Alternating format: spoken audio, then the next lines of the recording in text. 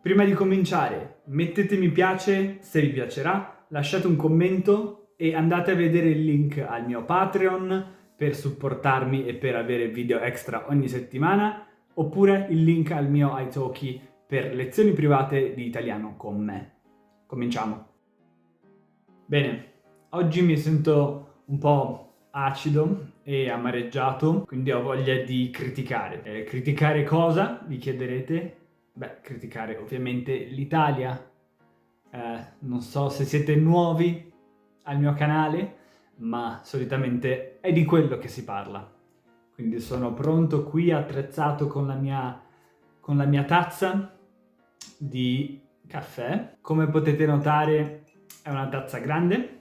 Nonostante io sia italiano, il caffè lo preferisco molto allungato. Prima opinione impopolare di oggi, perché appunto le opinioni impopolari sono l'argomento del mio video, di questo video, del video di oggi. E prima che vi venga in mente di allungare i vostri ditini malefici e di venire a lasciarmi dei commenti dicendomi Ma questa opinione non è poi così impopolare. Dai, c'è tanta altra gente che la pensa così. Non mi fate arrabbiare. queste opinioni sono impopolari tra le persone a cui sono esposto io personalmente, non necessariamente le persone della mia bolla, del mio gruppo di persone che frequento, ma anche le persone i cui commenti leggo sui social, per esempio, che sono la mia principale fonte da cui leggere commenti di persone che non fanno parte della mia bolla, appunto, che non fanno parte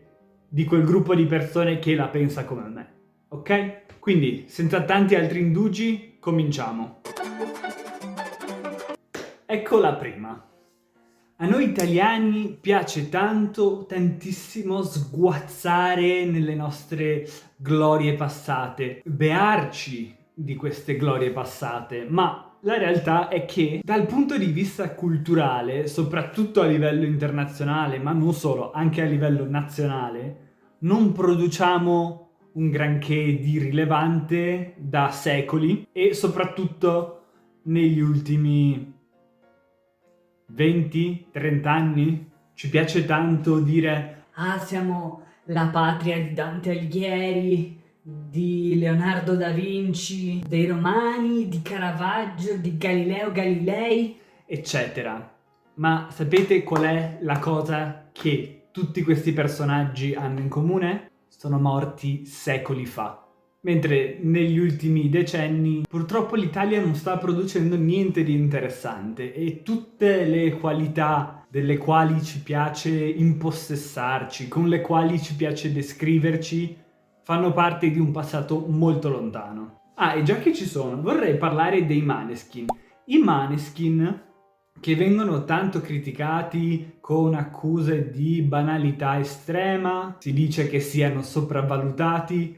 Non lo so, sarà anche vero, però intanto sono l'unico prodotto artistico-culturale dell'Italia che abbia sfondato a livello mondiale, con un prodotto in italiano, o principalmente in italiano, oserei aggiungere, cosa che pochi altri sono riusciti a fare negli ultimi decenni, perlomeno a quel livello. Quindi per me, complimenti a loro.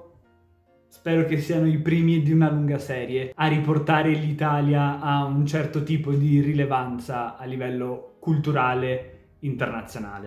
Avanti con la prossima. Ci sono tantissimi cibi molto più interessanti della pizza in Italia. Anzi, oserei dire che la pizza è uno dei più banali. E prima che tiriate fuori torce e forconi e veniate alla mia finestra, io amo la pizza, ok? Qui in Giordania mi manca da morire, è un cibo gustoso che adoro mangiare, è semplice, ti fa stare bene, eccetera.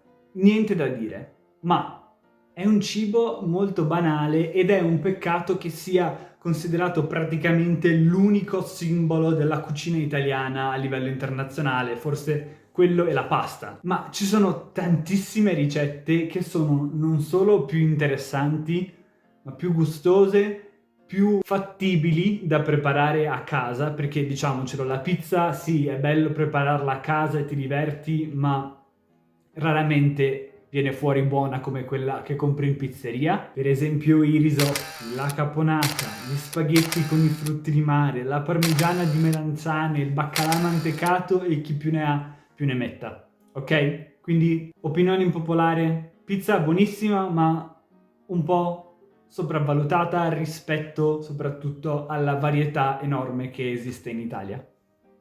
Numero 3. Il doppiaggio in Italia non è poi così tanto meglio di quello degli altri paesi. Non so perché, ma in Italia c'è questa opinione molto molto diffusa che il doppiaggio italiano sia un doppiaggio eccellente. E per carità, è vero, è un buon doppiaggio, ma avete mai sentito il doppiaggio negli altri paesi?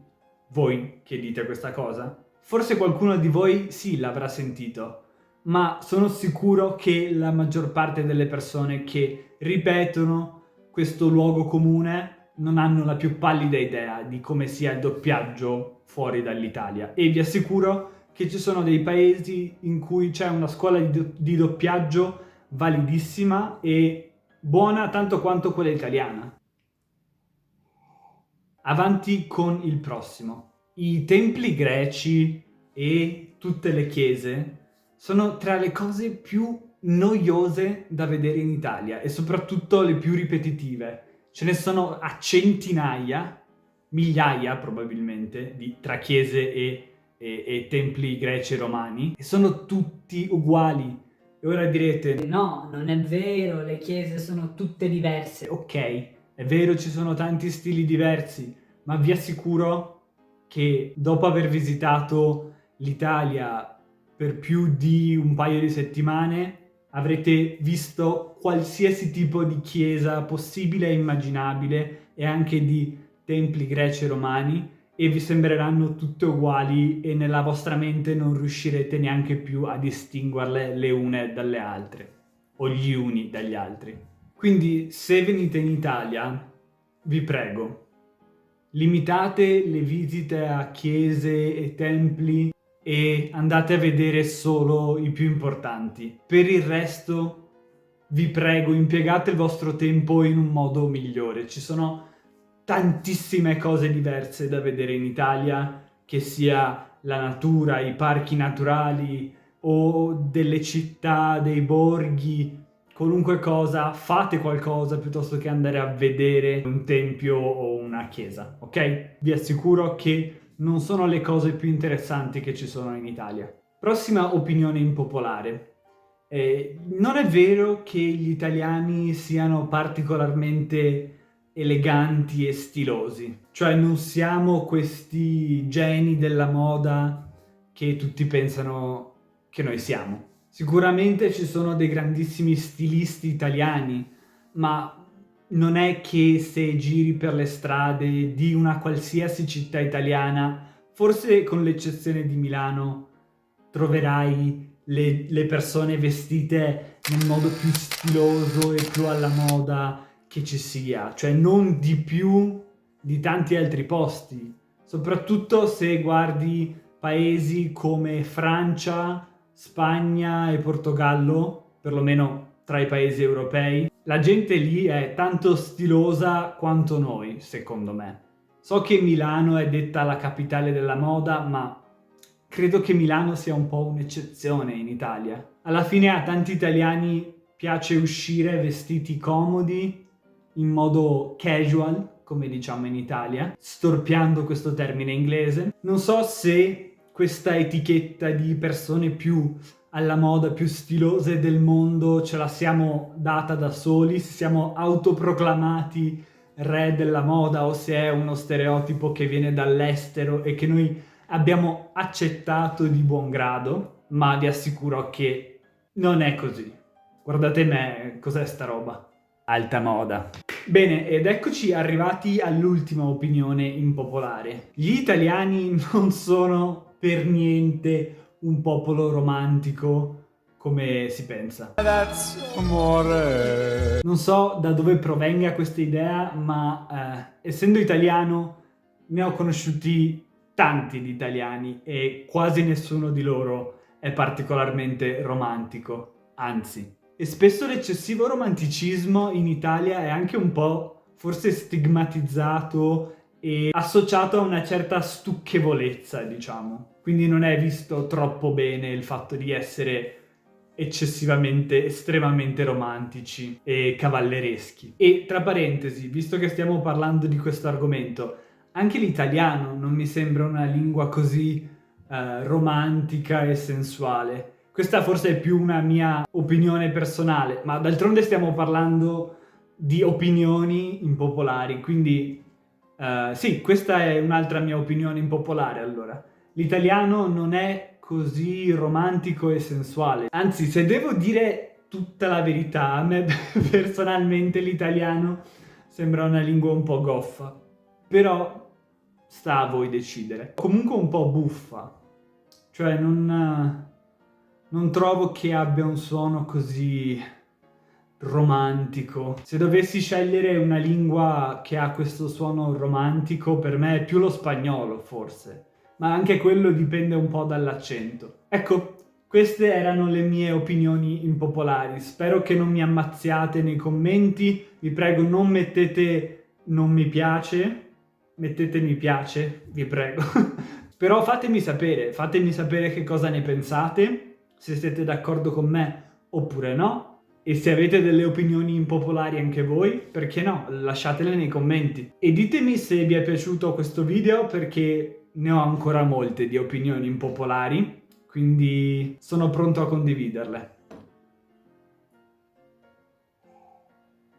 Bene, per questo video è tutto. Ci vediamo alla prossima. Ciao!